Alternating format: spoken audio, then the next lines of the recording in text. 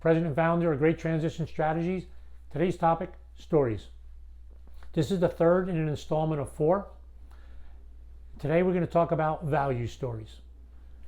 David Hutchins, the author of The Circle of Nine Muses, an organizational development specialist who uses stories to help change organizations and help move organizations forward. He says there are 4 core stories that every leader needs to get into their organization and needs to make sure every organization understands. Number 1, identity, who you are. Number 2, vision, what you want to be, direction you're going.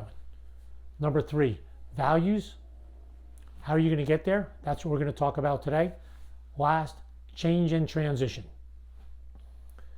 So what do I mean by a value story? So let me give you an anecdote from years ago, 1982, Tylenol. Tylenol, someone tampered with Tylenol. They had capsules. Apparently they took it off the shelf, injected cyanide into one side of the red side of the capsule, put them back on the shelf. 7 people died from that event. What did Tylenol do? Convened a team. What's the problem? 2 things they wanted to address. How do we protect our people, and how do we protect our product? They were completely transparent that it looked like there was a problem with their product. They did not know what it was, and they recalled 100% of that product. It cost them approximately $50 million back in 1982.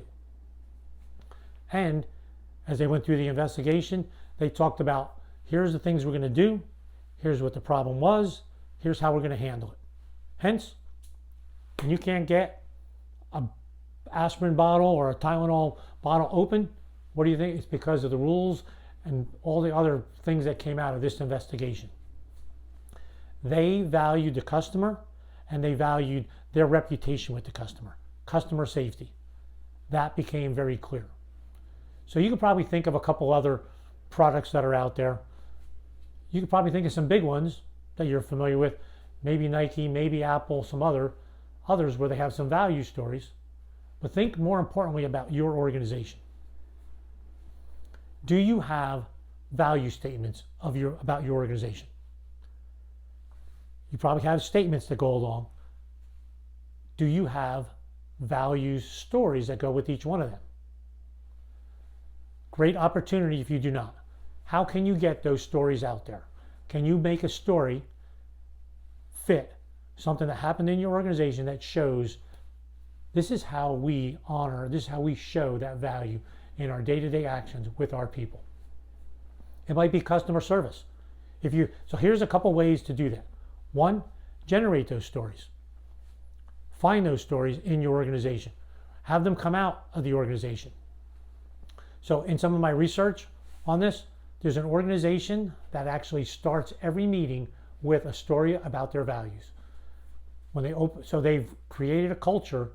It could be a quick anecdote, couple sentences. Let me tell you what happened last week with our customer service and how we showed customers first.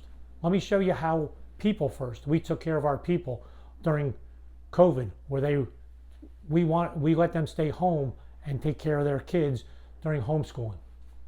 There are plenty of opportunities. So my challenge to you is, how can you get value stories into your organization?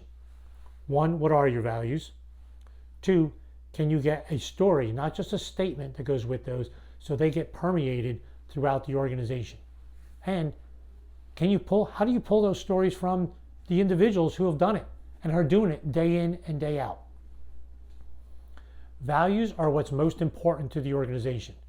Values provide motivation for what the organization does and what individuals do. If you want a culture that lives by your values, you probably want some key stories in there about this is what's important to us. And let me show you how we demonstrate that on a regular basis. Thanks for listening. I hope you found this helpful, and I look forward to an opportunity to work with you.